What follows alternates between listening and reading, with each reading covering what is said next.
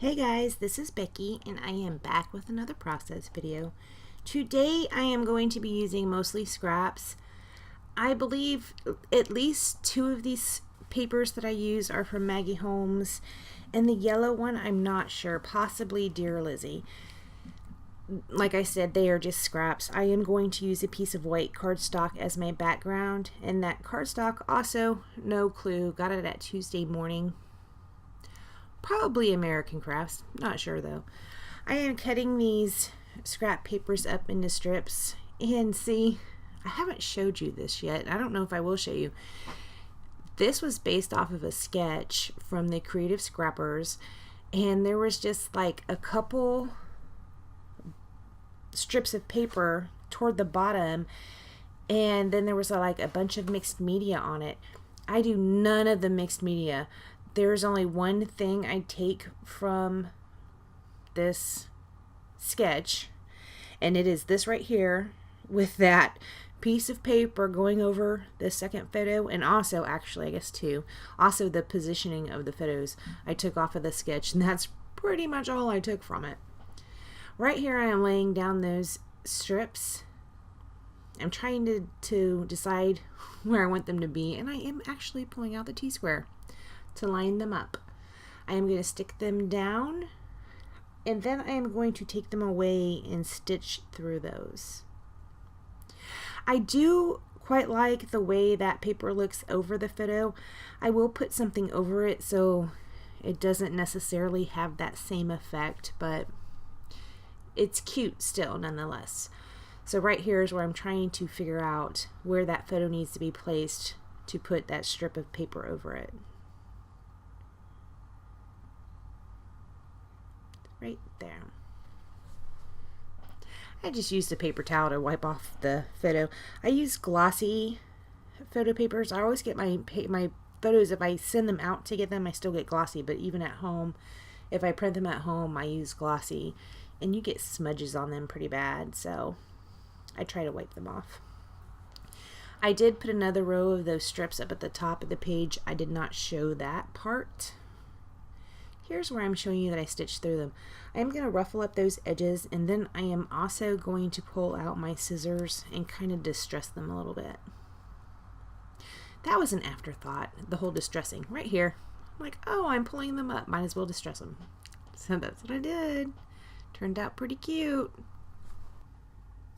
So this layout and these photos are of the newest member of our family. His name is Kaleb. And also in the photos is Tiffany. My niece Sarah had Kaleb. Tiffany is Sarah's sister. So this is his aunt. And it's kind of funny, when Kaleb was first born, his name was Lincoln. And Sarah was in the hospital, for a day or two. After she was with them for about 24 hours, she's just like, he is not a Lincoln. We aren't going to name him Lincoln. After she had announced it to everybody, his name's Lincoln. No, his name's not Lincoln anymore. His name is Kaleb. He doesn't look like a Lincoln. He's not Lincoln. So anyways, here I showed you I pulled out this stamp set, and I used these inks, which I had previously showed you, the Kelly Perky inks, and also there was a couple others I freeze framed on them. And I stamped them out on some white and then fussy cut them. This is what I'm going to use for my embellishments. I might have overdid the cutting out of them bit. I don't use all of those, but I wanted to have options, right? I think this might be the first time I used that Cartabella stamp. It is super cute. I got that stamp, I got the girl and the boy, because Brandy and Kayla were pregnant at the same time, and Brandy was having a girl and Kayla was having a boy, and I got those to do pages for their kids. But I don't think I have used them. So I'm going to go ahead and make 4 clusters. Right here I'm just starting out with 3 clusters, but there's going to end up being 4. Right here I'm popping up this first photo on some foam tape because it's going to overlap on the other one.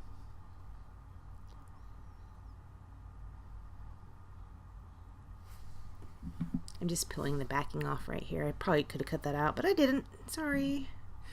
This is right here, it says, "This is bliss." I think that's from fancy pants. They had a line called Happy Place or Happy something. I think that's what that's from. So I was able to use up an older piece of ephemera, so that's good. It does stay there.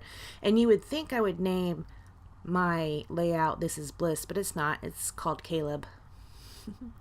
I am still putting around the stamp pieces, trying to build up these clusters a little bit. See those little diaper pins I had fussy cut out? I don't particularly like how I cut them. They're so small. They were really hard to fussy cut. I do keep them on the page though. When I put those stars down, I'm using some glue dots to do that, and what it does is it gives them a little bit of dimension. The glue dots that I used are a little bit bigger than the center of those stars, so I kind of have to tuck them in, which makes them even thicker and pop up even more. Right here is the piece that I stamped. It says It's a Boy. I don't love that particular piece just because I think there's so much white in it. That might be why. Here are some super old, okay, they're not super old. You saw me haul them probably a year and a half ago. They're brads. Also, I just showed you the Amy Tangerine stickers where I spelled out Kaleb right there. Really small over on the left-hand side. Anyways, those brads, I had hauled those from Michael's. It had to be at least a year and a half ago. They were on clearance, and I'm just now having the opportunity to use them. So, yay. I used 3 of those diaper pin brads. They are so cute, guys. So cute. All right, after the brads, I don't do anything else to this layout. It is so fun. Isn't it cute? Okay. All right, guys. Thank you so much for joining me, and I will see you next time. Bye, guys.